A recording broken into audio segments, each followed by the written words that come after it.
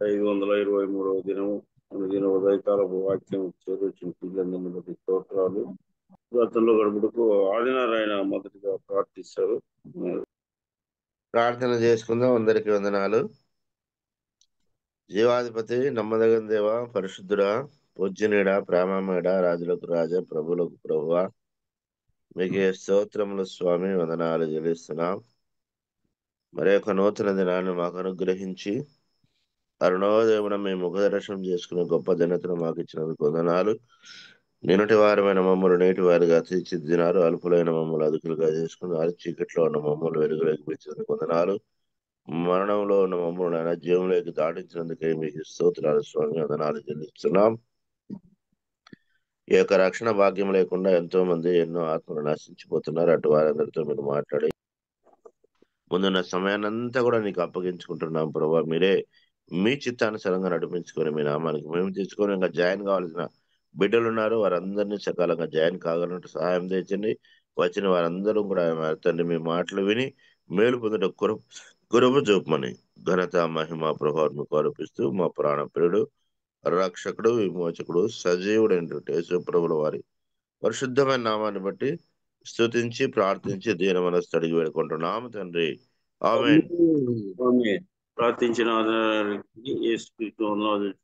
ఇప్పుడు మన మధ్య పాటకు టిం ప్రభాకర్ రావు గారు ఎల్టూరు నుంచి ప్రస్తుతం వరంగల్లో ఉన్న నుంచి పాట పాడాలని మనవి చేస్తున్నాం. 2-3 చరణాలు. దేవుని నామానికి స్తోత్రాలు.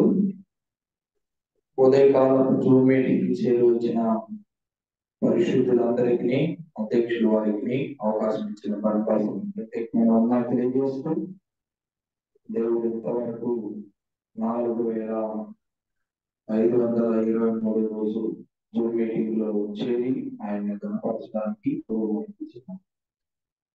బట్టి ఎంతైనా ప్రభుత్వ స్థితితో బదులు నిన్నా పోరాడుకోవాల్సింది దారి మోసుకోవాల్సిందని గీతం పాడి ప్రభునామాన్ని కనపరుచుకుంటాం. చిన్నది దారి మోసుకొనుచున్నది, ఘోరమృగబోతున్నది,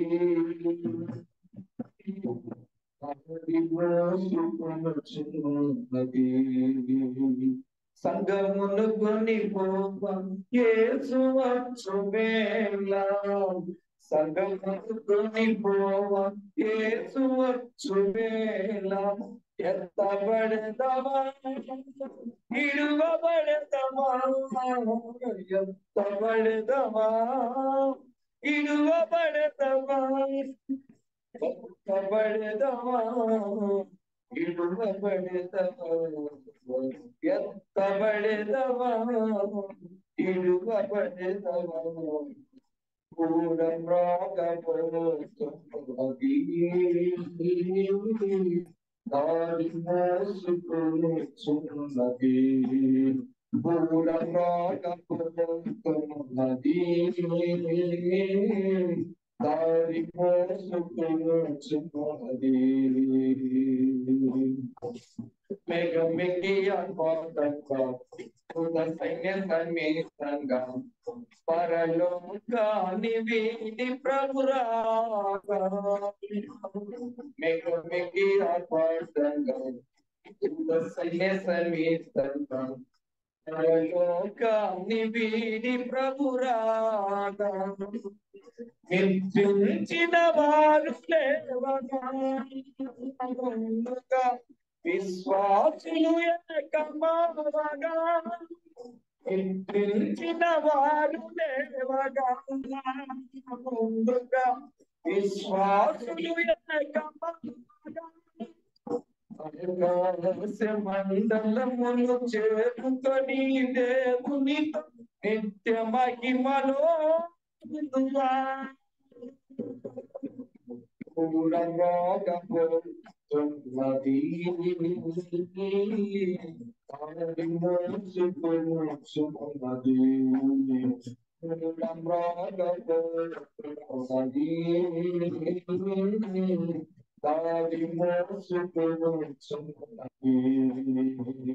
సంగమును కొనిపో యేసు వచ్చు వేళ సంగమును కొనిపో యేసు వచ్చు వేళ ఎత్తబడెదవా ఇడువబడెదవా ఎత్తబడెదవా ఇడువబడెదవా ఎత్తబడెదవా ఇడువబడెదవా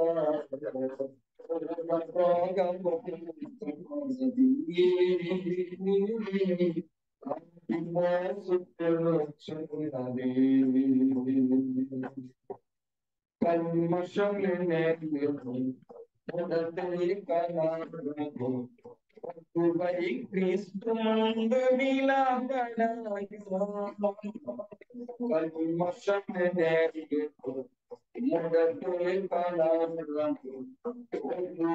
క్రీస్తు ముందు నిలబడా పరిశుద్ధత నీలో ఉండగా పరీక్షలు గెలిసే విశ్వాసమున్నదా పరిశుద్ధత నీలో ఉన్నదా పరీక్షలు గెలిసే విశ్వాసమున్నదా ఏడేంటు నిలకలుగు కీడును తప్పించుకొని విందునందు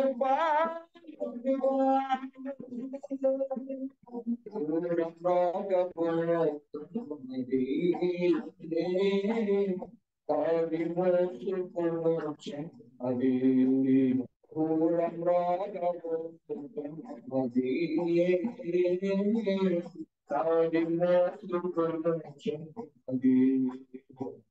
సంగమును కొనిపో యేసు వచ్చు వేళ సంగమును కొనిపో యేసు వచ్చు వేళ ఎత్తబడెదవా ఇడువబడెదవా ఎత్తబడెదవా ఇడువబడెదవా ఎత్తబడెదవా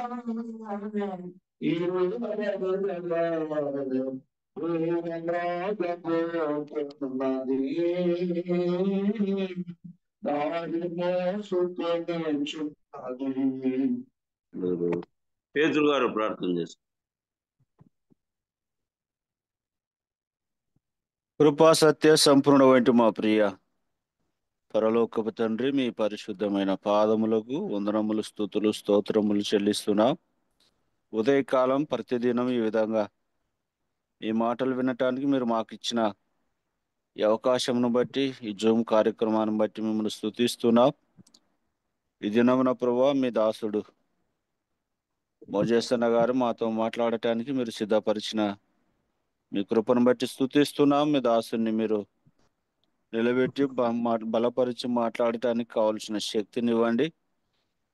చేరు వచ్చిన మాకు అందరికీ ఏ మాటలైతే అవసరమో మీ దాసుని ద్వారా స్ఫూర్తిగా స్పష్టంగా మాతో మాట్లాడటానికి మీ దాసుని కావలసిన తలంపులను పరిశుద్ధాత్మని యొక్క ఆదిలో ఉంచుకొని నడిపించి మహిమ పొందమని మీ సన్నిధిలో ప్రార్థన చేస్తున్నా. పర సంబంధమైన మాటలు వివరించటానికి మానవుని జ్ఞానం సరిపోదు గనుక మీ పరిశుద్ధాత్మని తలంపుల ద్వారా మీ దాసుని మీరు వాడుకునండి. మాకందరికి అర్థమవునట్లుగా స్పష్టంగా మీ మాటలు వినిపించండి. ఎటువంటి ఆటంకాలు, అభ్యంతరాలు, నెట్వర్క్ సమస్యలు లేకుండా మీ దాసుని యొక్క స్వరాన్ని మాకు వినపడినట్లు కృప చూపుదురని, మమ్మల్ని సరిచేసి మీరు అక్కడ కొరకు సిద్ధపరచుదురని మా ప్రభువును రక్షకుడునైన యేసుక్రీస్తు పరిశుద్ధమైన నామమున ప్రార్థించి వాక్య ధ్యానం చేసుకోవటానికి మీ దాసుని అప్పగించుకుంటున్నాం తండ్రి. ఆమేన్. ప్రార్థించిన పేతురు గారికి వేసుకుంటున్నాం. ఇప్పుడు వాక్యం ఇచ్చుడుకు వాక్యం కే మోజస్ గారు పటాన్ చెరువు నుంచి సిద్ధంగా ఉండగా బ్రదర్ను ఆహ్వానిస్తున్నాం. వందనాలు బ్రదర్. మోజస్ బ్రదర్ అన్న వందనాలు అన్న, వందనాలు. 6 గంటల వరకు సందేశం అందించండి. ప్రభు నామంలో చేరువచ్చిన జియో మీట్ లో చేరువచ్చిన ప్రతి కుటుంబానికి ప్రభు నామంలో వందనాలు తెలియపరుస్తున్నాను. దేవుని యొక్క మహాకృపను బట్టి మరోసారి మీతో జూమ్లో సహవాసం చేయడానికి ప్రభు కృపనిచ్చాడు. అందును బట్టి ప్రభుకు స్తోత్రాలు చెల్లిస్తున్నాం. గతంలో ఒకసారి మరి బర్నబాస్ అన్న ఒక అవకాశం ఇచ్చారు. ఈ యొక్క ఉదయకాల జూమ్ మీటింగ్ లో పాల్గొనడానికి ప్రభు కృపనిచ్చాడు. మరలా ఈ దినం మీతో సహవాసం చేయడానికి దేవుడు సహాయం చేశాడు. దాదాపు ఒక 45 నిమిషాలు మనకు టైం ఉంది. ఆ టైం లోపల మనము క్లుప్తంగా మనము దేవుని వాక్యం ధ్యానం చేసుకున్నాం. నేటి దినాలలో ప్రాముఖ్యమైన అంశం ఏంటంటే, మన స్థానిక సంఘాలు క్షేమాభివృద్ధి పొందాలి అంటే మొట్టమొదటిగా మన కుటుంబాలు బాగుండాలి. కుటుంబ జీవితాలు చక్కగా ఉన్నట్లయితే స్థానిక సంఘాలు చక్కగా ఉంటాయి. కాబట్టి ప్రభుచితం అయితే ఈ ఉదయకాల సమయంలో ఈ 45 నిమిషాల్లో మనము ఒక 2 కుటుంబాలు మనము ధ్యానం చేసుకుందాం. ఆత్మీయంగా మన కుటుంబాలు ఎలా ఉండాలి, కుటుంబాలు బాగున్నప్పుడే సంఘం క్షేమంగా ఉంటుంది. కుటుంబం పడిపోయినప్పుడు సంఘం పడిపోయే అవకాశం ఉంటుంది. కనుక కుటుంబ జీవితాలు ఎలా ఉండాలనేది మనము జ్ఞాపకం చేసుకుందాం. భక్తి జీవితం అనేది ప్రారంభంలో బైబిల్లో మనం గమనించినప్పుడు పురుషులతోనే ప్రారంభమైనట్టుగా మనం బైబిల్లో చూస్తాం. ప్రారంభ దినాల్లో దేవుడు మరి పురుషుడు దేవుడితోనూ సహవాసం చేసినట్లుగా గ్రంథంలో మనం గమనిస్తాం.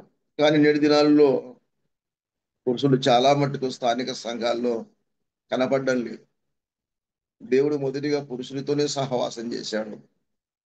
పురుషుడు దేవుడితో సహవాసం చేశాడు. నేటి దినాలలో ఏ సంఘంలో మనం గమనించిన పురుషుల సంఖ్య తక్కువ, స్త్రీల సంఖ్య ఎక్కువగా మనకు కనపడుతూ ఉంది.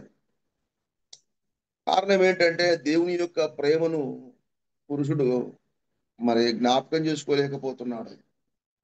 దేవునికి దూరం అవుతున్నాడు.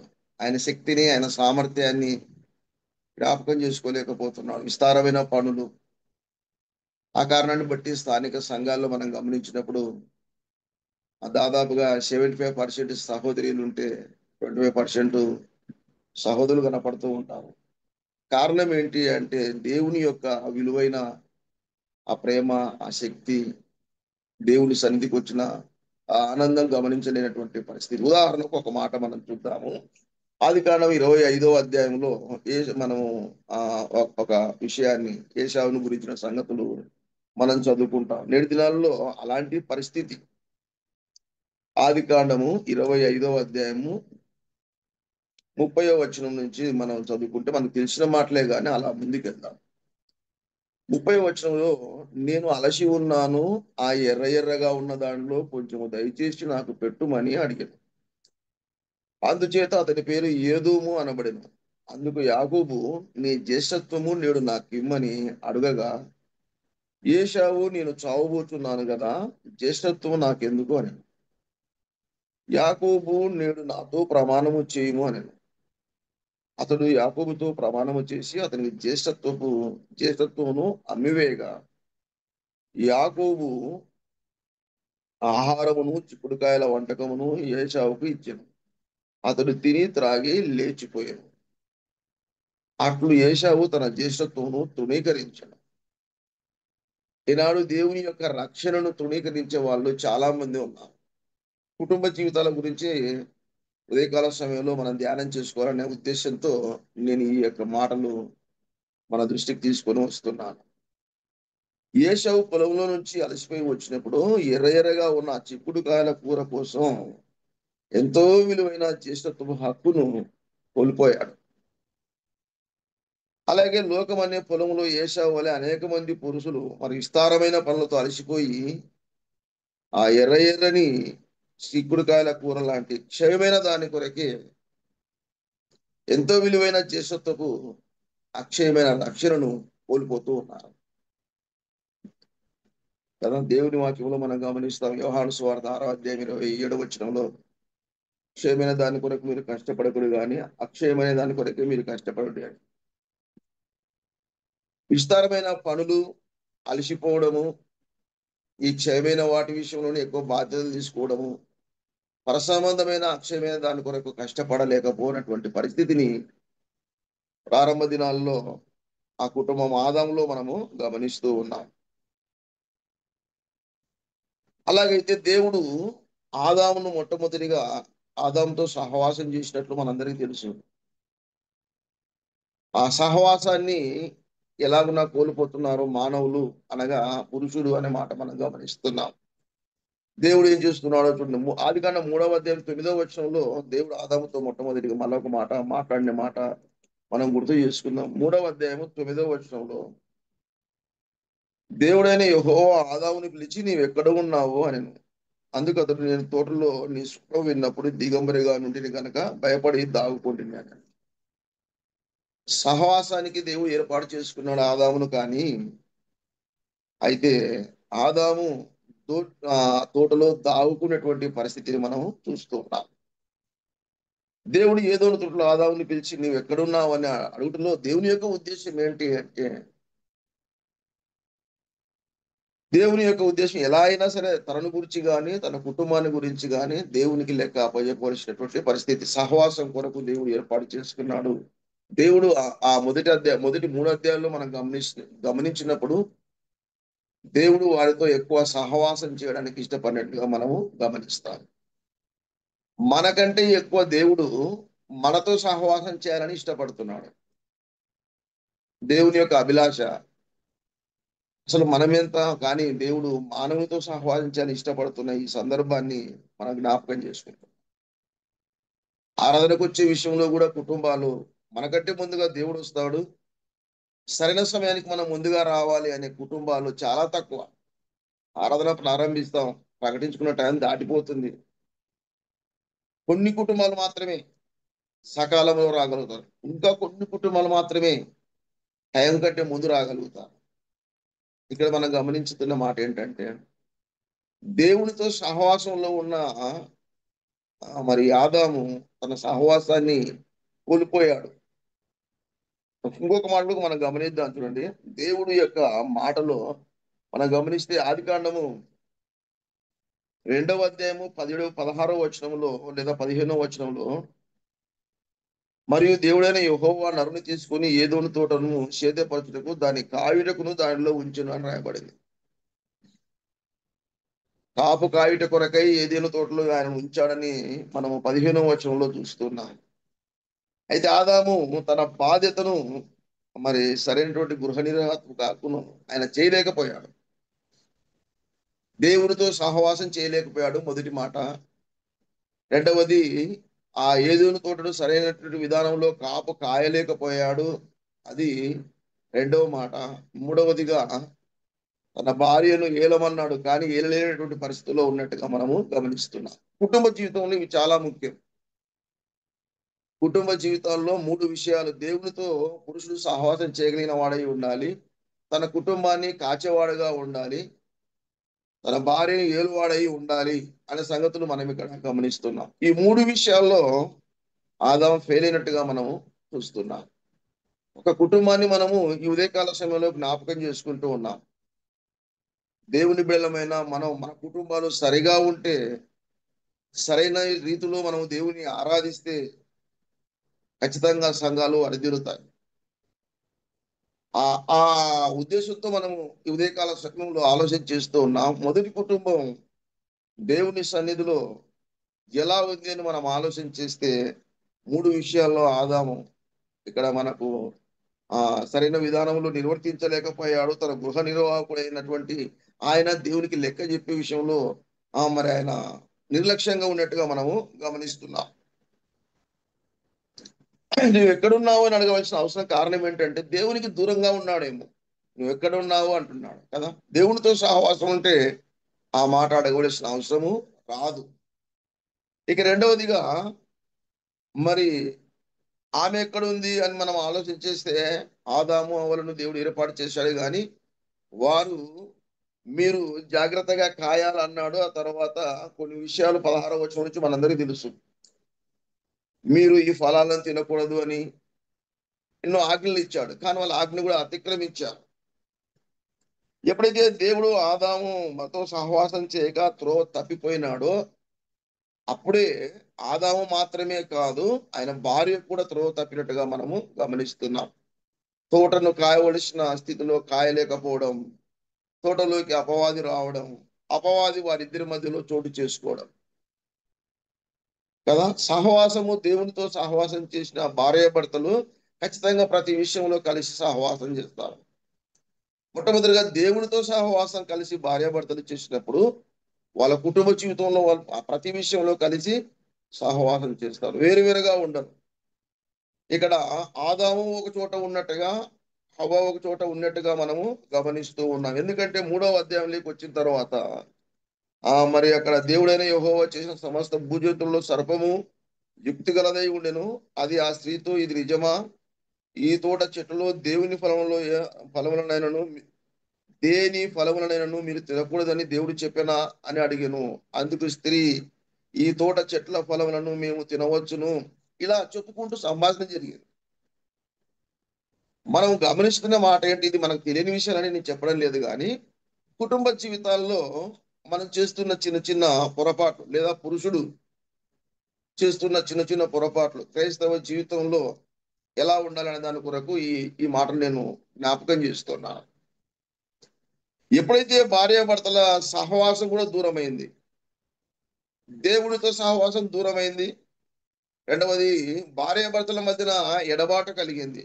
మరి ఈమె ఆయనను వదిలి దూరంగా వెళ్ళిందో, ఆయన ఈమెను వదిలి దూరంగా ఉన్నాడో తెలియదు, కానీ ఆమె ఒంటరిగా ఉన్న సందర్భంలో అపవాది వచ్చాడు. దేవుని వాక్యంలో మనం గమనిస్తాం, అపవాదికి మీరు చోటు ఇవ్వకుడి అని. అపవాదికి మీరు చోటు ఇవ్వకుడి. భార్యాభర్త ఎప్పుడైతే ఎడంగా ఉన్నారో అప్పుడే అపవాదికి చోటు ఇచ్చినట్టు. క్రైస్తవ కుటుంబాలు మరి కలిసే ఉండాలి. చూడండి, దేవునితో సహవాసం చేయని కారణం చేత భార్యాభర్తలు ఇద్దరు కూడా కలిసి సహవాసం చేయలేని స్థితిలోకి వచ్చారు. వారిద్దరి మధ్యలోకి మూడవదిగా అపవాది చోటు చేసుకున్నాడు. కాబట్టి క్రైస్తవ కుటుంబాలు మొట్టమొదటిగా దేవునితో చక్కగా సహవాసం చేస్తే భార్యాభర్తలు కలిసి చక్కగా సహవాసం చేస్తారు. వాళ్ళిద్దరు చక్కగా ప్రభుతో కలిసి సహవాసం చేస్తే అపవాదికి చోటు ఇవ్వడు. ఈ కుటుంబంలో మొట్టమొదటిగా దేవునితో సహవాసం లేదు. రెండవది యజమానుడైనటువంటి ఆదాము ఆ కుటుంబాన్ని చక్కగా కాయలేకపోయాడు. ఆ తర్వాత ఇక్కడ మనం గమనించినప్పుడు మరి వారిద్దరి మధ్యలో అపవాది చోటు చేసుకున్నాడు. మరి కుమారుల విషయంలో ఒక మాట మనం గమనిద్దాం. చూడండి, దేవునికి చోటు ఇవ్వద్దు అంటే వాళ్ళు చోటు ఇచ్చారనమాట. అపవాదికి చోటు ఇవ్వద్దు అంటే దేవునితో ఉండవలసిన వారు మరి అపవాదితో సహవాసం వారి మధ్యలోకి వచ్చేట్టుగా మనము గమనిస్తాం. యాకోబు రాసిన పత్రికలో అపవాదిని ఎదురించుడని మనం చూస్తాం 4 సరే, మరొక మాట మనం చూద్దాం. 3వ అధ్యాయం 16వ వచనంలో ఆదాము భార్యని ఏలని మరలా రెండవసారి చెప్పినట్టుగా కూడా మనం ఇక్కడ చూస్తాం. 16వ వచనంలో 3:16లో ఆయన స్త్రీతో, నీ ప్రయాసమును నీ గర్భవేదనను నేను మిక్కిలి హెచ్చించదను, వేదనతో పిల్లలను కందువు, నీ భర్తడలా నీకు వాంక్ష కలుగును, అతడు నిన్ను ఏలునని చెప్పెను. ఏలును అనగా కుటుంబంలో యజమానుని బాధ్యత దేవునితో సహవాసం, ఆయన భార్య, ఆయన పిల్లలు దేవునితో సహవాసం చేయాలి. అది దేవుని యొక్క ఉద్దేశం, దేవుని యొక్క ప్రణాళిక. ఆదాముతో సహవాసం చేశాడు, తదుపరి తను ఒంటరిగా ఉండడం మంచిది కాదని సరైన సహాయాన్ని ఇచ్చాడు, తదుపరి వారికి సంతానములుగా కలిగింది. అయితే ఆదాము దేవునితో సహవాసం చేయాలి, ఆయన భార్య దేవునితో సహవాసం చేయాలి, వారి పిల్లలు దేవునితో సహవాసం చేయాలి. ఇది దేవుని యొక్క ఉద్దేశం. కానీ ఆదాము విషయంలో ఆయన దేవునితో సహవాసం చేయలేకపోయాడు, తన కుటుంబాన్ని చక్కగా కాపు కాయలేకపోయాడు. ఆ కుటుంబంలోకి అపవాది ప్రవేశించినట్లుగా, వారిలో పాపం ప్రవేశించినట్లుగా మనము గమనిస్తూ ఉన్నాం. ఏలవలసి ఉంది కానీ తన భార్యను తాను మరి ఎట్లా దూరం అయ్యారో తెలియదు, కానీ అపవాది ప్రవేశించాడు. ఇక ఆ కుటుంబంలో దేవునితో సహవాసం లేనట్టుగా మనము గమనిస్తూ ఉన్నాం. 4వ అధ్యాయంలో మనం చూడండి, 8వ వచనంలో ఇంకా అట్లా క్లుప్తంగా చెప్తున్నాను నేను. 4వ అధ్యాయం 8వ వచనంలో కయీను తన తమ్ముడైన హేబెలుతో మాట్లాడెను, వారు పొలములో ఉన్నప్పుడు కయ్యూను తన తమ్ముడైన హేబేలు మీద పడి అతన్ని చంపెను. కయ్యూను తన తమ్ముడైన హేబేలు మీద పడి అతన్ని చంపెను. ఆదాము యొక్క జ్యేష్ఠ కుమారుడు కయ్యూను దేవునికి అవిధేయుడైపోయాడు. అతడు అసూయతో నింపబడినాడు. అతడు ఈడుసతో ఉన్నాడు. అతడు ఒక చెడ్డ కుమారుడుగా మనము గమనిస్తున్నాం. ఇదంతటికి కారణం కుటుంబ యజమానుడు సక్రమంగా లేడు. కుటుంబంలో దేవుడిచ్చినటువంటి ఆ కుటుంబాన్ని తాను చక్కగా కాపు కాయలేకపోయాడు. తన భార్యను చక్కగా మరి ప్రభుత్వం చేయలేకపోయాడు. తన పిల్లలను చక్కగా నడిపించలేకపోయాడు. ప్రార్థన ఉన్నట్టుగా కనపడుతుంది మనకు 4వ అధ్యాయం 1 నుంచి 4 వచనం 5 వచనాలలో వాళ్ళు ఆరాధన చేస్తున్నట్టుగా మనకు అనిపిస్తుంది. కానీ తన జ్యేష్ఠ కుమారుడైనటువంటి ఏశావు విషయంలో మనం కయ్యూను విషయంలో తాను ఎంతో పగతో ఉన్నట్టుగా చంపడంత మొట్టమొదటి హంతకుడుగా మనం ఇక్కడ గమనిస్తాం. దేవుడు ఆదాముతో ఏదైతే చేయాలనుకున్నాడో అది దేవుడు ఆదాముతో చేయలేకపోయాడు. కారణం ఏంటంటే ఆదాము మొట్టమొదటి పురుషుడు దేవునికి అవిధేయుడయ్యాడు. తద్వారా పాపం లోకంలో ప్రవేశించింది అని చెప్పేసి మనము జ్ఞాపకం చేసుకుంటున్నాం. ఇది ఒక మాట మనము జ్ఞాపకం చేసుకున్నాం. ఏంటి ఈరోజు మనము అంటే కుటుంబాలలో పురుషుడు సక్రమంగా లేకపోతే ఆ కుటుంబాల్లో ఎంత నష్టం ఉంటది అని ఒక మాట ఆదాము కుటుంబంలో క్లుప్తంగా అలా మనము జ్ఞాపకం చేసుకున్నాం. ఇక రెండవది దేవుడు మానవుడితో స్నేహం చేయాలి అని కోరుకుంటున్న సంగతి కూడా ఈ ఆదాము విషయంలో మనం గమనిస్తాం. అటైతే మొట్టమొదటి కుటుంబం ఏమైపోయింది అంటే మొట్టమొదటి కుటుంబము దేవునికి అవిధేయత. ఆదాము అవిధేయుడైపోయాడు. అవ్వ అవిధేయురాలైపోయింది. మరి కుమారుడు కయ్యూను అవిధేయుడైపోయాడు. కారణం ఏంటంటే ఒక్క దేవునితో సహవాసం చేయని కారణమే ప్రాముఖ్యమైనటువంటి కారణము. కాబట్టి దేవుని చిత్తము ఆదాము ద్వారా జరిగించాలని దేవుడు ఆశపడ్డాడు కానీ దేవుడు ఇంకొక కుటుంబాన్ని ఏర్పాటు చేసుకున్నట్లుగా మనము గమనిస్తాం. దేవుని చిత్తమును జరిగించటకు దేవుడు అబ్రహామును మనం ఇక్కడ జ్ఞాపకం చేసుకోవాలి. అబ్రహాము విషయం ఒకసారి మనం అలా చూడండి. దేవుని చిత్తము అబ్రహాము విషయంలో ఒక కుటుంబం మనం ఎలాంటి కుటుంబంగా అబ్రహాం కుటుంబం ఉందో మనము చూద్దాం. చూడండి, మొట్టమొదటిగా దేవుడు అబ్రహామును పిలిచిన విషయం అక్కడ మనము జ్ఞాపకం చేసుకున్నాం. ఆదికాండము 12వ అధ్యాయంలో దేవుడు అబ్రహామును పిలిచాడు. దేవుడు 12వ అధ్యాయంలో ఎన్నో ఆశీర్వాదాలు, అంటే అవి వాగ్దానాలే గాని ఇంకా అనుభవించలేదు. మొదటి 12వ అధ్యాయం మొదటి వచనాలలో నీవు లేచి నీ దేశము నుండి, నీ బంధువుల యొద్ద నుండి, నీ తండ్రి ఇంటి నుండి బయలుదేరి నేను నీకు చూపించు దేశమునకు వెళ్ళుము. నిన్ను గొప్ప జనముగా చేసి నిన్ను ఆశీర్వదించి నీ నామమును గొప్ప చేయుదును. నీవు ఆశీర్వాదముగా ఉందువు. నిన్ను ఆశీర్వదించు వారిని ఆశీర్వదించెదను, నిన్ను దూషించు వారిని శపించెదను.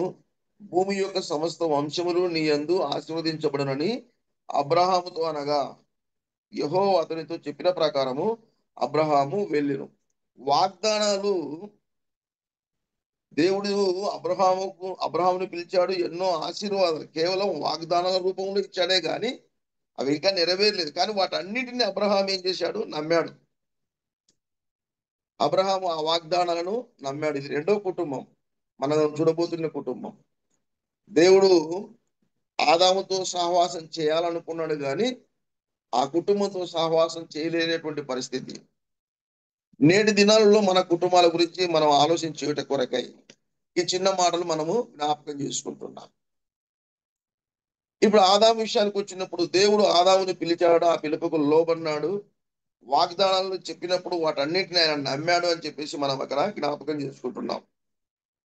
కారణం ఏంటి అంటే రోమీయులకు రాసిన పత్రికలో 4వ అధ్యాయం 21వ వచనంలో వాగ్దానములు చేసిన దేవుడు దానిని నెరవేర్చుటకు సమర్థులని రూఢిగా మనం నమ్మాలనే మాట మనం అక్కడ జ్ఞాపకం చేసుకుంటాం.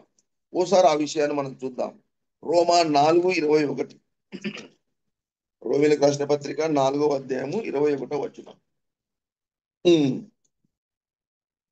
దేవుని మహిమపరిచి ఆయన వాగ్దానము చేసే దాన్ని నెరవేర్చుటకు సమర్థుడని రూఢిగా విశ్వసించి విశ్వాసం వలన బలము పొందెను. అబ్రహాం విషయమై మనం ఇక్కడ జ్ఞాపకం చేసుకుంటూ ఉన్నాం.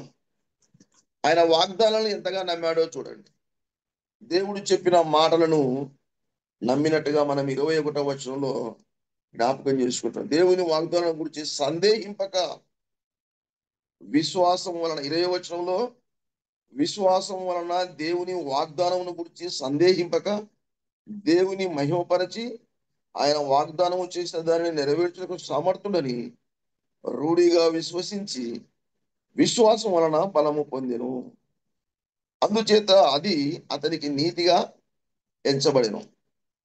అబ్రహాం యొక్క విశ్వాసం ఎంత గొప్పదో నేటి దినాలలో కుటుంబ యజమానులకు ఇది ముఖ్యం. అబ్రహామును మనం మాదిరిగా తీసుకోవాల్సిన వారమై ఉన్నాం.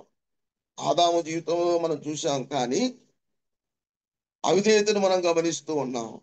కానీ ఇక్కడ అబ్రహాం విషయం మనం చూస్తున్నాం. ఈ కుటుంబ యజమానుడు ఎంత నమ్మకంగా ఉన్నాడో చూడండి. దేవుడు చెప్పిన మాట విషయమై విశ్వాసం ద్వారానే ఆ రెండు వచనాల్లో విశ్వాసాన్ని మనం గమనిస్తాం. 20లో విశ్వాసం వలన అన్నాడు. ఆ తర్వాత 21వ వచనం ముగింపులో విశ్వాసం వలన బలం పొందెను. దేవుని వాగ్దానాలు ఆయన నమ్మాడు, సందేహం లేదు. దేవుని మహిమపరచాడని ఉంది. రెండవది, వాగ్దానం చేసిన దాన్ని ఆయన నెరవేరుస్తాడని రూఢిగా విశ్వసించాడు. విశ్వాసం వలన బలం పొందాడు. అందుకే ఆయన విశ్వాసులకు తండ్రిగా ఎంచబడ్డాడు. నేటి దినంలో మనకు కావాల్సింది ఏంటి అంటే, ప్రాముఖ్యంగా కుటుంబ యజమానులకు కావాల్సింది అబ్రహామును మనము మాదిరిగా తీసుకోవాలి. అబ్రహామును మనము మాదిరిగా తీసుకోవాలి. ఆయన దేవుని పిల్లలకు ఏమాత్రం సందేహించినటువంటి వ్యక్తిగా మనము గమనిస్తున్నాం. మనకు మంచి మాదిరి. 4వ వచనం చూడండి, 12:4లో 12వ అధ్యాయం 4వ వచనం, ఆదికాండం 12వ అధ్యాయం 4వ వచనంలో యెహోవా అతనితో చెప్పిన ప్రకారం అబ్రహాము వెళ్ళెను. యెహోవా 4వ వచనంలో యెహోవా అతనితో చెప్పిన ప్రకారము అబ్రహాము వెళ్ళెను.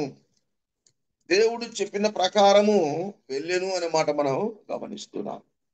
ఈ కుటుంబంలో ఎంత విధేయత కలిగిన కుటుంబం. యజమానుడు విధేయుడు అయినప్పుడు కుటుంబం అంతా దేవునికి లోబడుతున్నట్టుగా మనం ఇక్కడ ఈ కుటుంబాన్ని మనము జ్ఞాపకం చేసుకుంటున్నాం. అదే రోమా 5:19 ఒక మాట చూద్దాం. రోమిలకు రాసిన పత్రిక 5వ అధ్యాయము 19వ వచనంలో, ఏలైనగా ఒక మనుషుని అవిధేయత వలన అనేకులు పాపులుగా ఎలాగూ చేయబడిరో అలాగునే ఒకని విధేయత వలన అనేకులు నీతిమంతులుగా చేయబడుదురు. ఇది కారణం మనం ఏమో చెప్పుకుంటున్నాం అక్కడ ప్రభు గురించి, కానీ ఎంత విధేయుడై ఉన్నాడు అనేదే ప్రాముఖ్యమైనటువంటి విషయం దేవునికి. ఆదాము విషయంలో చూశాం, ఎంత అవిధేయతనో మనము చూశాం. దేవుడు వారితో, ఆ కుటుంబంతో సహవాసాన్ని ఎంత ఇష్టపడినాడు, వారితో స్నేహంగా వారి సహవాసం ఆయన ఇష్టపడినాడు, కానీ వారు అలాగా ఉండలేకపోయారు. ఈనాడు చాలా మంది ఆదాములాగా అవిధేయులు అవుతూ ఉన్నారు. కుటుంబాలు పైకి మాత్రమే మోస్తున్నారు, కానీ అవిధేయతలో ఉన్నట్టుగా మనము జ్ఞాపకం చేసుకుంటూ ఉన్నాం. అయితే ఇక్కడ ఈయన ఒక మనిషిని అవిధేయత అని 5:19లో మనం చూసాం. ఎవరా ఒక మనుషులు? ఆదామే. కాబట్టి ఇక్కడ ఈ అబ్రహాం విషయం మనం జ్ఞాపకం చేసుకున్నప్పుడు ఇది ఒక మంచి కుటుంబంగా, దేవుని కొరకు విధేయత కలిగిన కుటుంబంగా, దేవుని యొక్క వాగ్దానాలను నమ్మినటువంటి కుటుంబంగా మనం ఇక్కడ జ్ఞాపకం చేసుకుంటున్నాం.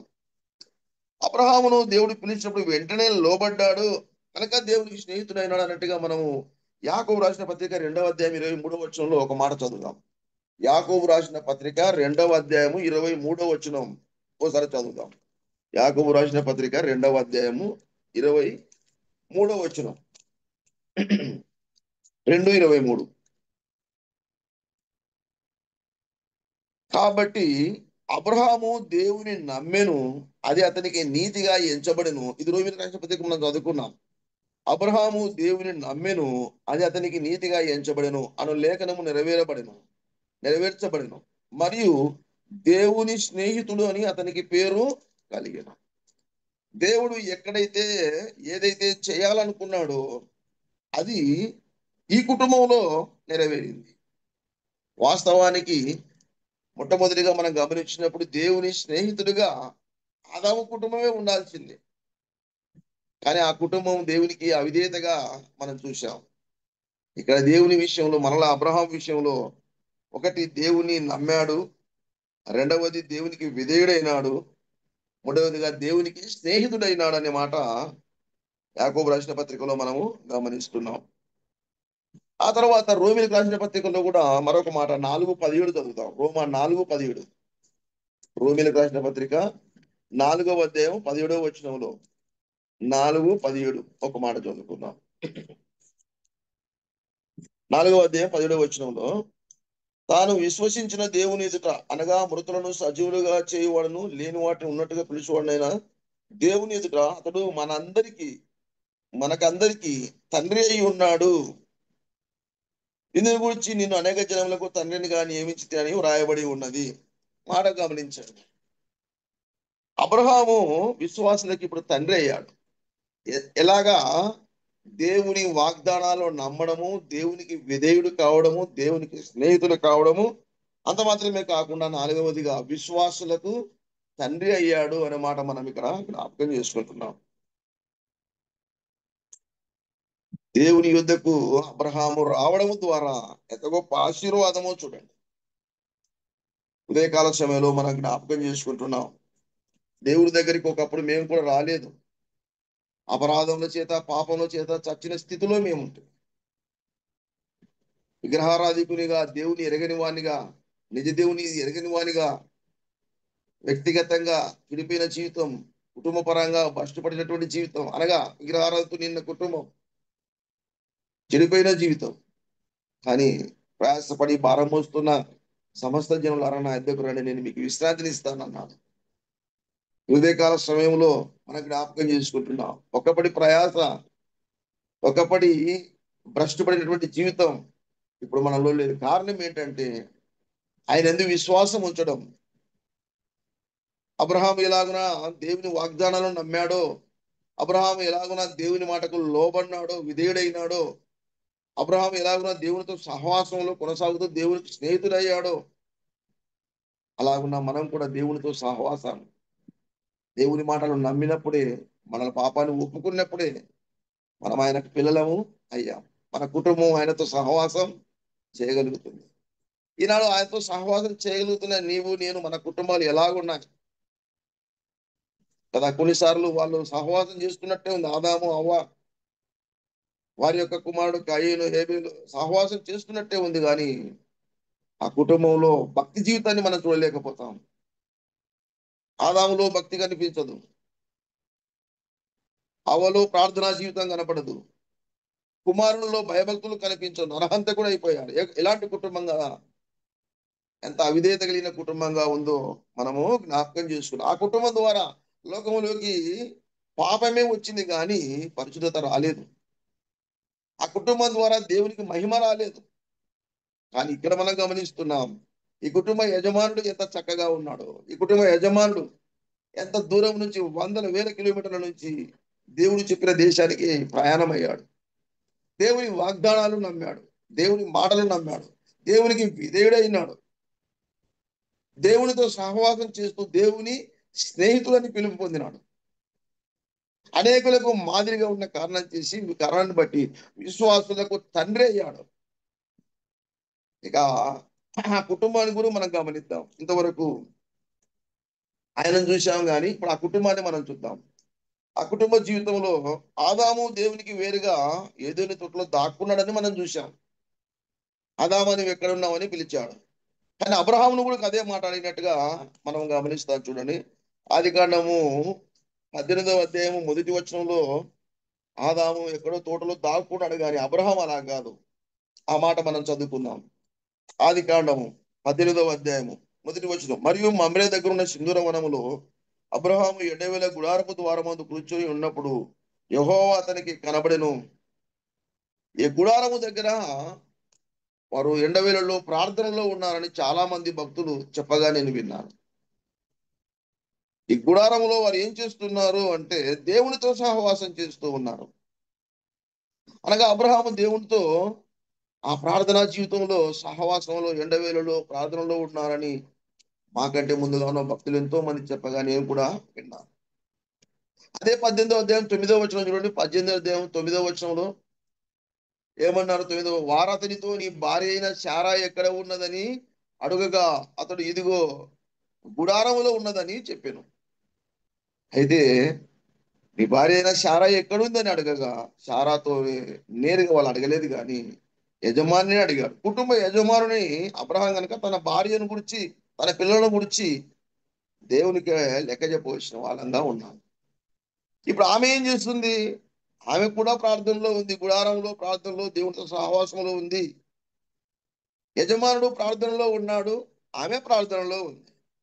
ఆయన ఎక్కడో తోటలో ఉన్నాడు, ఆదాం ఎక్కడో దాక్కున్నాడు, ఈమె ఎక్కడో ఉంది, వేరువేరుగా ఉన్నారు. కాబట్టి మూడో మనిషి ప్రవేశించాడు, అపవాదికి చోటు ఇచ్చారు. కానీ ఈ కుటుంబ జీవితం చూడండి ఎలాగో. ఎండవేళలో భార్యాభర్తలు ప్రార్థనలో గడుపుతా ఉన్నారు. వారు ప్రార్థనా జీవితం కలిగి ఉన్నారు. వ్యక్తిగతంగా అబ్రహామును గురించి మనం చూసాం. ఆయన దేవుని యొక్క మాటలకు ఆయన ఎంతో విశ్వాసం ఉంచాడని, దేవుని మాటలకు ఎంతో విధేయుడయ్యాడని, దేవునితో ఎక్కువ సహవాసం చేశాడని, ఆయన విశ్వాసులకు తండ్రిగా అయ్యాడని వ్యక్తిగతంగా ఆయన గురించి మనం చూసాం. ఆదాము యొక్క వ్యక్తిగత జీవితంలో ఏ మంచి మనకు కనపడలేదు. ఇక కుటుంబ జీవితానికి వస్తే ఆదాము భార్య అయిన హవ్వ ఎక్కడ ప్రార్థన చేసినట్టు మనకు కనిపించలేదు. అపవాదితో సహవాసం చేసినట్లు 3వ అధ్యాయంలో మనం చూసాం. కానీ ఇక్కడ శారమ్మ దేవునితో సహవాసం చేసినట్టుగా 18వ అధ్యాయంలో మనం చూస్తూ ఉన్నాం. భార్యాభర్తలు మధ్యాహ్నం వేళ కూడా వాళ్ళు ప్రార్థనలో ఉన్నారు అనేది ప్రాముఖ్యమైన విషయం. భార్యాభర్తలు దేవునితో సహవాసంలో ఏకంగా మనం ఉన్నట్టుగా ఇద్దరి విషయమై మనము చూస్తున్నాం. ఆదికాండం 18వ అధ్యాయంలో వారి ప్రార్థనా జీవితాన్ని మనం చూస్తున్నాం. కుటుంబ జీవితం ఎలా ఉందో చూడండి. అబ్రహాం యొక్క కుటుంబ జీవితం ప్రార్థనా జీవితం, దేవునికి విధేయత కలిగిన కుటుంబం. ఇక మూడవదిగా మనం మరలా ఒక మాట మనం గమనించినట్లయితే ఆదికాండం 22వ అధ్యాయంలో కుమారుని విషయానికి వస్తాం. అక్కడ ఆదాము కుటుంబాన్ని చూశాము, ఆదామును చూశాము, ఆదాము భార్యను అవ్వను చూశాము, వారి కుమారుడు మరి కయీనును మనం చూశాం. ఇప్పుడు మరలా అబ్రహామును చూశాము, అబ్రహాం యొక్క కుటుంబాన్ని చూస్తున్నాం. వారిద్దరు ఎలాంటి ప్రార్థనా జీవితం కలిగి ఉన్నారు, వారిద్దరు ఎలాగ దేవునితో సహవాసం చేస్తూ ఉన్నారు, అది మనం గమనించాము. మరలా మూడవదిగా మనం గమనిస్తున్నాం 22వ అధ్యాయము 9వ వచనం. 22వ అధ్యాయము 9వ వచనంలో చదువుతున్నాను.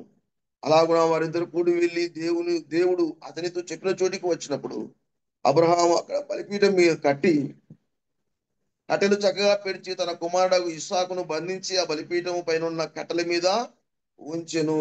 అప్పుడు అబ్రహాము తన కుమారుని వధించుటకు తన చేయి చాపి కత్తి పట్టుకొనగా, ఇక్కడ మనం గమనిస్తున్న మాట ఏంటంటే అబ్రహాము కుమారుడైన ఇస్సాకు తన తండ్రి మాటకు ఏ మాత్రము కాదనలేదు. ఎంత మంచి ఫ్యామిలీ చూడు. కుమారుడు తండ్రికి లోబడినాడు, తండ్రికి విధేయుడైనాడు. కారణం ఏంటంటే తండ్రి దేవునికి విధేయుడు, కుమారుడు తండ్రికి విధేయుడు. మన కుటుంబాలు ఎలా ఉన్నాయి? ముందు మనం భక్తి జీవితం కలిగి ఉంటే మన పిల్లలు భక్తి జీవితం కలిగి ఉంటారు. మనం ప్రార్థనా జీవితం కలిగి ఉంటే మన భార్యలు ప్రార్థనా జీవితం కలిగి ఉంటారు. మనము దేవుని నమ్మితే మన పిల్లలు దేవుని నమ్ముకుంటారు. మనం దేవునికి విధేయులమైతే మన భార్య మన పిల్లలు దేవునికి విధేయులు అవుతారు. ఈ కుటుంబం ఎంత చక్కటి కుటుంబమో ఉదయకాల సమయంలో మనము జ్ఞాపకం చేసుకుంటున్నాం. దేవుడు ఎవరిని ఎలా ఉండాలని కోరుకుంటున్నాడో ఆ కుటుంబాన్ని ఇక్కడ మనము చూస్తూ ఉన్నాం. ఉదయకాల సమయంలో దేవుడు కుటుంబంతో ఎలా సహవాసం చేయాలని కోరుకుంటున్నాడో, 100 సంవత్సరాలు ఇచ్చిన కుమారుణ్ణి దేవుడు కోరుకుంటూ ఉన్నప్పుడు ఆయన దేవుని మీద ఎంత గొప్ప విశ్వాసం, ఎంత మదన పడిపోయి ఉంటాడు హృదయంలో. అయినా దేవుని కొరకు తను విధేయత చూపించాడు, దేవునికి లోబడినాడు, దేవుని మాటల యందు విశ్వాసం ఉంచాడు. 12వ అధ్యాయంలో చెప్పిన మాటలన్నీ ఆయన మైండ్ లో ఉన్నాయి. కాబట్టి 22వ అధ్యాయంలోకి వచ్చిన వాటి యందు విశ్వాసం ఉంచాడు, వాటి మీద ఆయనకు నమ్మకం ఉంది. కాబట్టి తన కుమారుణ్ణి మరి వధించడానికి సిద్ధపడినట్టుగా మనము జ్ఞాపకం చేసుకున్నాం. అయితే ఈ కుమారుని విషయంలో కూడా మనం నేర్చుకునే పాఠం ఏంటంటే కుమారుడు కూడా తన తండ్రికి విధేయుడైపోయినాడు, తన తండ్రి మాట కాదనలేదు. ఇది క్రైస్తవ కుటుంబం. ఇది దేవునికి నమ్మకమైన కుటుంబం. ఈనాడు దేవుడు కోరుకుంటున్న కుటుంబాలు అబ్రహాము కుటుంబం లాగా ఉండాలని ఆయన కోరుకుంటూ ఉన్నాడు. అలాంటి కుటుంబాలుగా ఉన్నప్పుడే సంఘాలు దేవునికి మహిమకరంగా ఉంటాయి. కానీ ఈనాడు చాలా మటుకు ఆదాము కుటుంబం వలె పేరుకు మాత్రమే భక్తి కలిగి ఉన్నారు, కానీ ఆ శక్తిని ఆశ్రయించినటువంటి స్థితిగా మనం ఇక్కడ గమనిస్తున్నాం. అబ్రహాము దేవునికి విధేయుడైన కనుక ఆయన భార్య విధేయురాలైంది. అబ్రహాము దేవునికి విధేయుడనగా తన కుమారుడు దేవునికి విధేయుడైనట్టుగా మనము గమనిస్తున్నాం. అట్లయితే ఈ రెండు కుటుంబాల్లో మనం నేర్చుకున్న పాఠం ఏంటంటే, అక్కడ ఆయన విధేయుడు కాలేకపోయాడు, అవిధేయుడు అయ్యాడు. తన భార్య అవిధేయత మనం గమనిస్తున్నాం, తన కుమారుని అవిధేయత మనము గమనిస్తున్నాం. అబ్రహాం యొక్క కుమారుడు ఇస్సాకు యొక్క విధేయతను ఇక్కడ మనము జ్ఞాపకం చేసుకుంటున్నాం. ఈ ఉదయకాల సమయంలో నేను చెప్పదలుచుకున్న మాట ఈ రెండు మాటలే. నేడు దినాలలో క్రైస్తవ కుటుంబాలు ఎలా ఉన్నాయి? మనం మొట్టమొదటిగా మన కుటుంబాలను చక్కపరుచుకోవాలి. మన నమ్మకత్వము, మన విశ్వాసము, మన ఆరాధన సత్యముతో మనం ఆరాధన చేయాలి. సకాలంలో దేవుని సన్నిధికి రావాలి, దేవుని వాగ్దానాలు నమ్మాలి. ఈ ఉదయకాల సమయంలో నీ కొరకు నా కొరకు రక్తం కార్చి తన ప్రాణాన్ని బలిగా అర్పించి మన కొరకు చనిపోయి సమాధి చేయబడి తిరిగి లేచి మరలా వచ్చి నేనుండే స్థలంలో మీరు రాకుండా మరలా తీసుకొని పోతానని చెప్పి వాగ్దానం చేసిన దేవుని యందు మనము నిరీక్షణ ఉంచిన కుటుంబాలు ఎలా ఉన్నాయి? ఆదాము కుటుంబాలాగా దేవునికి మహిమ తెచ్చే కుటుంబం కాదది. మనము శాపం తెచ్చే కుటుంబంగా ఉండకూడదు, ఆశీర్వాదాన్ని తెచ్చే కుటుంబంగా మనం ఉండాలి. ఉదయకాల సమయంలో జ్ఞాపకం చేసుకుందాం, మన కుటుంబాలు ఎలా ఉన్నాయి? ఆదాము కుటుంబం వలన, అబ్రహాము కుటుంబం వలన? ఆదాము లాంటి అవిధేయతన, అబ్రహాము లాంటి విధేయతన? ఆదాము లాగా కుటుంబంలో మనం ఓడిపోతున్నామా? అబ్రహాము లాగా కుటుంబంలో మనము దేవుని సన్నిధికి కుటుంబాన్ని తీసుకొని రాగలుగుతున్నామా? ఆదాము కుటుంబంలో శాపమే బయటకు వచ్చింది, కానీ ఆశీర్వాదం రాలేదు. అబ్రహాం కుటుంబంలో ఆశీర్వాదం బయటకు వచ్చింది. ఆ తల్లి విశ్వాసులకు తల్లి, ఆ తండ్రి విశ్వాసులకు తండ్రి. ఆ కుమారుడు ఎంత చక్కగా దేవునికి విధేయుడైనాడో ఈ ఉదయకాల సమయంలో మనం జ్ఞాపకం చేసుకుందాం. మూడవదిగా మన కుటుంబం ఎలా ఉంది?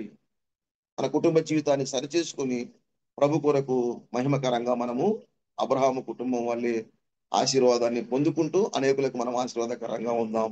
దేవుడు ఇచ్చిన తలంపులను దీవించి ఆశీర్వదించును గాక. అవకాశం ఇచ్చిన బర్నబాస్ అన్న గారికి, నడిపిస్తున్న అధ్యక్షులకును అందరికీ నా హృదయపూర్వకమైన వందనాలు తెలియజేస్తున్నాను. చక్కటి సందేశం అందించిన బ్రదర్ కె మోజస్ గారికి యేసుక్రీస్తు వందనాలు తెలుస్తున్నాం. ఎందుకంటే ఆదాము కుటుంబము ఏ విధంగా ఉంది, అబ్రహాం కుటుంబము ఈ లోకంలో మనం జీవిస్తున్నాం మనకి అర్థమయ్యే విధంగా చాలా చక్కటి సందేశాలు అందించినారు. బ్రదర్ వందనాలు తెలుస్తున్నాం. ఆఖరి ప్రార్థనగా రూబేన్ గారు ప్రార్థన చేశారు. అనంతపురం నుంచి రూబేన్ ప్రార్థన. కరుణా సంపన్నుడా, కనికరంగల దేవ, కృపగల తండ్రి, ఈ ఉదయకాల సమయంలో మీ కుమారుడు మా ప్రభువు యేసుక్రీస్తు వారి పరిశుద్ధమైన నామమున పాదాల చెంత చేరి ఈ విధంగా తండ్రి జూమ్లో మేమందరం కలుసుకొని తండ్రి ఉదయకాలంలో మీ వాక్యాన్ని ధ్యానం చేసుకోవడానికి, మననం చేసుకోవడానికి, మేము ఆధ్యాత్మికంగా ఆత్మీయంగా ఎదుగుదల చేయడానికి తండ్రి మాకు మంచి వేదికను అనుగ్రహించినందుకు వందనాలు, స్తోత్రాలు తండ్రి. పటాన్చెరు నుండి పెద్దాశ్రమ మోసెస్ గారిని బలపరిచి తండ్రి ఆదాము కుటుంబం నుండి, అబ్రహాం కుటుంబం నుండి మీరు మాకు నేర్పించినటువంటి పాఠాన్ని బట్టి వందనాలు తండ్రి. ఆదాము తండ్రి విశ్వాసంలో ఓడిపోయినాడు, అవిధేయతలో ఓడిపోయినాడు. అయితే తండ్రి మరొక కుటుంబాన్ని, అబ్రహాం కుటుంబాన్ని మీరు ఎన్నుకున్నారు. ఆనాడు ఆ తరంలో తండ్రి అబ్రహాం అయితే తండ్రి విశ్వాసం ద్వారా రూఢిగా విశ్వసించినాడు తండ్రి. చేరి వచ్చిన వారందరిని బట్టి నీకు వందనాలు, స్తోత్రాలు. నడిపిస్తున్న పాలసీరావులను జూమ్ నిర్వహిస్తున్న బర్నబాస్, చేరి వచ్చిన వారందరినీ ప్రభా తండ్రి మీ మాటలతో మాకు హెచ్చరించారు, నీకు వందనాలు. మరింతగా తండ్రి మేమందరం కలిసి తండ్రి ఈ విశ్వాసంలో ప్రభా ముందుకు సాగడం సహాయం దయచేదురని మా ప్రభు అయిన యేసుక్రీస్తు పరిశుద్ధమైన నామమున ప్రార్థన చేసి అడిగి వేడుకొంచున్నాము తండ్రి. ఆమేన్. వందనాలన్నా.